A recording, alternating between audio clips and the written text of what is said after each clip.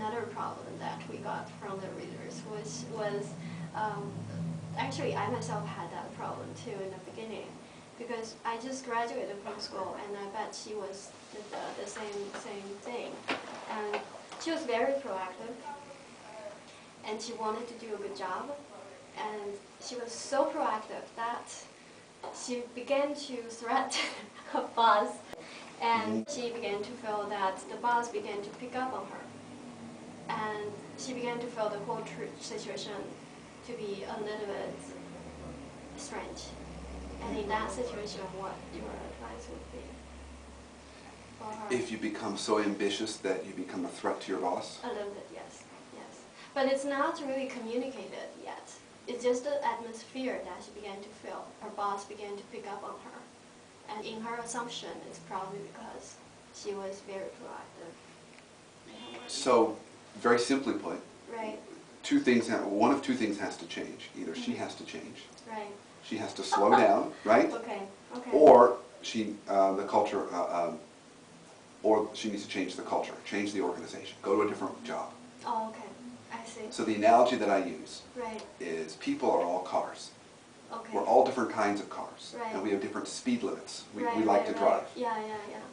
Each organization okay. has different speed limits okay. posted on the wall. Okay. So some allow you to go very fast, and you're a fast car. Others are like in the United States, they have school zones, and they're very, very slow. Yes. So in those situations, she has to decide, what kind of car am I? Okay. And what's the speed limit? In case you want to adjust a little bit, what advice would you have for her to how she adjust herself? I think the first thing that she could do, it depends upon the culture and the boss. Right. But one approach is she could go to the boss and apologize. Okay.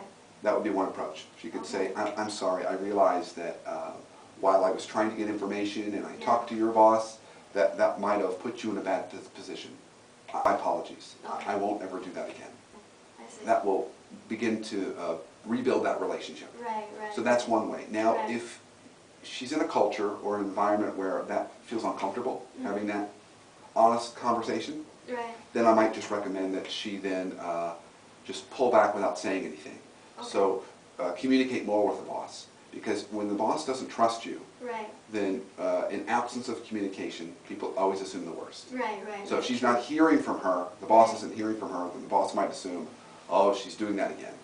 Has to increase her communication on her activity to her boss, so she can rebuild that trust. So one thing I learned from my own experience was that it's important to communicate actually before actions were taken.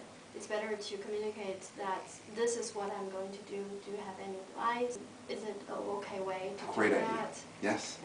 Excellent. Okay. Particularly in those situations where you feel like you might have upset the boss unintentionally. So what if it got to a point that or putting myself in her situation, that I began to feel too frustrated that everything, I'm not having any of my own ability to move through things. You're a fast car with a slow speed limit. You need to go change the speed limit. Okay. You have to go to another company, another organization. I see. But more importantly, as I mentioned earlier, you need to find a different boss. But then how can you know there's a different boss before you go to work? It's impossible for you to really know his or her personality before you really work.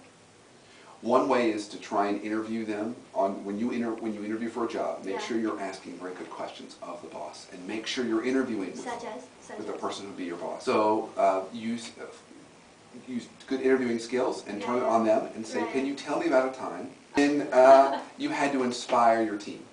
Okay, that's a very good question. Right. Can you tell me about a time when you had a low performer? How did you deal with that? Yeah. When you've had to fire someone, why? What are the things that would result in someone getting fired? Right. And then the flip of that, tell me about your favorite employee of all time. How did he or she operate? Right. That's a really, really good. You'll learn a lot about their values by asking questions like that. Because if they say, oh, my favorite employee, she came to me for everything.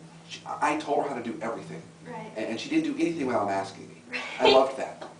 Right? Okay. Now you know you have a micromanager as a boss. Right. But if they come back and say, my favorite employee, I could give her objectives, and she was good. She could take care of it. When there was a problem, she would come to me, but she just generally told me, gave me status updates, and got it done. I trusted her. I see. And then then you know you have a boss that's going to give you more distance. Okay. I'll try to use it myself too. Yes. Yes. Those are great ways to identify that. Now the other way is you go to work for a place where you have friends that Right. work for that boss, and they can tell you how Yeah. he or she really operates. True, true. So that's the second way, but yes. Okay. Interview the interviewer just like you're getting true, interviewed. True, because it's a two-way traffic. It is. Yeah. It's just like dating. And you want to make sure you've got a good fit. Right, right, right. That's right.